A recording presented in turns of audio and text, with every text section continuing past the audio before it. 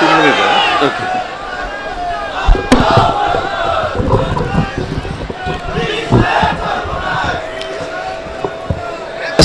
আলাইকুম ওয়া রাহমাতুল্লাহ। আশা করি সবাই ভালো আছেন।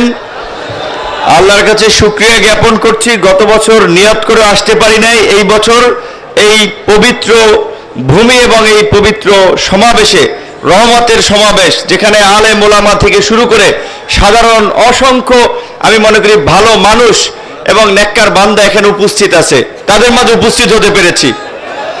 আমি উপস্থিত হয়েছি দুইটা কারণে। একটা হচ্ছে এইখানের কোনো আল্লাহর বান্দার যদি পছন্দ আল্লাহর হয়, তার মোনাজাত দোয়া এবং নামাজ যদি কবুল করে নেয়, সেই উসিলায় যারা আমারটাও কবুল করে নেয়, এটা হচ্ছে এই একটা অন্যতম লক্ষ্য উদ্দেশ্য। দ্বিতীয়ত আরেকটা লক্ষ্য উদ্দেশ্য হচ্ছে আমাদের এই দক্ষিণাঞ্চলে আমরা স্কুলে দেশাত্মবোধক গান, কলেজ, বিভিন্ন প্রতিযোগিতা ছাত্র অবস্থায় অংশ নিয়েছি। সেখানে গজলের একটা গজল পড়েছিলাম, যে লাইন ছিল, বরিশালের চরমনাইতে জেগেছে হীরার খনি। যারা আই থিঙ্ক গজল পড়েছেন তারা জানেন। তো তখন বুঝি নাই এটার মানেটা কি, কিন্তু এখন তো পরিপূর্ণ মানুষ সবকিছু জানি। এখন বুঝতে পেরেছি যে গজল যিনি লিখছিলেন কেন লিখছিলেন। তো আজকে এই পীর সাহেবের আমন্ত্রণে এবং ইসলামী আন্দোলনের প্রেসিডিয়াম মেম্বার, যিনি রাজনৈতিক দলগুলোর সাথে সমন্বয় করেন, যোগাযোগ রক্ষা করে একটা লিয়াজু মেনটেন করেন, আশরাফ আলী আকন ভাইকেও ধন্যবাদ জানাই যে তিনি আমাদেরকে এই সুযোগ করে দিয়েছেন আসার জন্য। তার যদি মেহনত না থাকতো তাহলে হয়তো এখানে আসা হতো না। তো সর্বশেষ বর্তমান প্রেক্ষাপটে দুটো কথা বলতে চাই, যেটা আপনাদের নেতৃবৃন্দ ইতিমধ্যেই বলেছেন, যে 5ই আগস্ট গণ অভ্যুত্থান পরবর্তী আমরা একটা নতুন বাংলাদেশ পেয়েছি। এই বাংলাদেশকে কাদামাটির মতো আমরা নতুনভাবে যেমন খুশি তেমনিভাবে গড়ে তুলতে চাই, যেখানে জুলুম, দুঃশাসন, ভোট ডাকাতি, জালিয়াতি, মানুষের উপরে হামলা মামলা, রাজনৈতিক কারণে হয়রানি থাকবে না।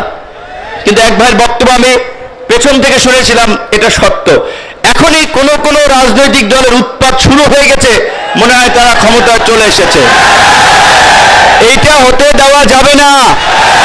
আমি যে কয় জেলায় গিয়েছি, উপজেলায় গিয়েছি, পরিষ্কারভাবে ডিসি, এসপি, ওসি, ইউনোকে বলেছি, বিএনপি, জামাত, ইসলামী আন্দোলন, খেলাফত মজলিস, গণ অধিকার পরিষদ, যেই জেলা উপজেলায় যেই দল সক্রিয় আছে, জেলা উপজেলার সরকারি প্রত্যেকটি কাজে সকল দলের প্রতিনিধিদেরকে নিয়ে আলোচনা করে মত বিনিময় করে কাজ করবেন।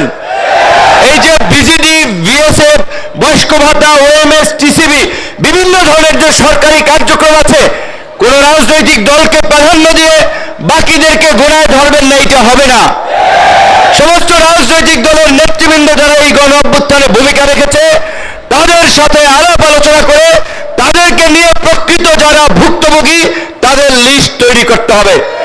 কোন একক নেতার কথায়, কোন দলের কথায় লিস্ট চলবে না। আমরা পরিষ্কারভাবে বলে দিতে চাই, এখানে আমাদের নেতৃবৃন্দ যারা বলেছেন যে এই 53 বছরের বিগত দিনের এই দুঃশাসন এবং জুলুমতন্ত্রের গতানুগতিক পুরানো রাজনীতি আমরা দেখেছি। আমাদের সামনে সুযোগ এসেছে, সুযোগ আমরা কিভাবে কাজে লাগাবো, কোন প্রক্রিয়ায় যাব, সেটি সিদ্ধান্ত আমাদেরকে নিতে হবে। আমাদের অনেক ভাই এখানে বলেছে, কোন দল, ইসলামিক দলের নাম না থাকুক, কিন্তু মৌলিক বিষয়ে দেশ, জাতি এবং দিনের স্বার্থে যদি একমত হয়, তাদেরকে নিয়ে কিভাবে আগামীতে একটা বৃহত্তর শক্তি আপনার গঠন করে আগামীতে জনগণের সরকার গঠন করা যায়, সেইটি এখানকার সম্মানিত আলেম ওলামা এবং মুরব্বীদেরকে ভাবতে হবে। সুযোগ কিন্তু 53 বছর একবার পেয়েছেন, এই গণ অভ্যুত্থান একবার হয়েছে। কাজে আমি আপনাদেরকে বিনয়ের সাথে অনুরোধ করব, আমাদের ছোটখাটো মতভেদের কারণে এই সুযোগ যেন আমরা হাতছাড়া না করি।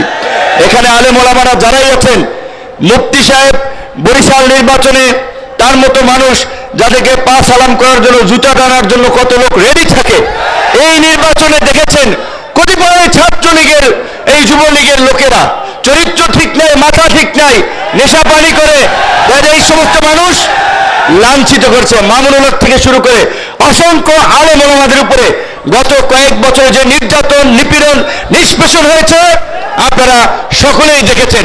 সর্বশেষ যেটি আল্লাহ পাক কিন্তু পরিষ্কারভাবে কোরআনে বলেছে, তোমরা সত্যের সাথে মিথ্যার মিশ্রণ করো না, জেনে শুনে সত্য গোপন করো না। অবশ্যই আগামীতে সুযোগ এসেছে সঠিক মানুষকে নির্বাচিত করে জনগণের খেদমত করার জন্য সংসদে নিয়ে যাওয়া। আমি পরিষ্কারভাবেই বলি, সেই ভালো প্রার্থী যদি ইসলামী আন্দোলনের থাকে তাকে সমর্থন করবেন, সেই ভালো প্রার্থী যদি খেলাফত মজলিসের থাকে তাকে সমর্থন করবেন। ভালো মানুষের, যেটা চরমোনাইর মুরিদ জামা কর্মীরা যে স্লোগান দেয়, নেতা নয় নীতি চাই, পীর সাহেব চরমোনাই অত্যন্ত যৌক্তিক কথা। অবশ্যই শুধুমাত্র নেতা দিয়ে পরিবর্তন হবে না, নীতিরও পরিবর্তন করতে হবে। সেই নেতা এবং নীতির দুটোরই পরিবর্তন করে উপযুক্ত ব্যক্তিদের নেতৃত্বের মাধ্যমে আগামী রাষ্ট্র পরিবর্তনের সুযোগ আমরা আল্লাহ আমাদেরকে দিয়েছে। এই রকমের জুলুম, অত্যাচার, নির্যাতন এত তাড়াতাড়ি এই দৈত্য দানবের পতন হবে আপনারা কেউ কল্পনাও কিন্তু করতে পারেন নাই। এ সম্ভব হতো না আল্লাহর রহমত ছাড়া। কাজে এখন সেই আল্লাহর রহমতকে কাজে লাগিয়ে আগামীর জন আকাঙ্ক্ষার বাংলাদেশ বিনির্মাণ করতে হবে। সেই বিষয়ে আমরা একসাথে কাজ করব এবং যারা বিগত দিনেও জনগণের উপরে ক্ষমতায় গিয়ে অত্যাচার, নির্যাতন, জুলুম করেছে আপনারা জানেন এবং চেনেন। কাজেই নতুন কিছু করতে হবে। সবাই ভালো থাকবেন, সবার কাছে দোয়া চাই। আসসালামু আলাইকুম।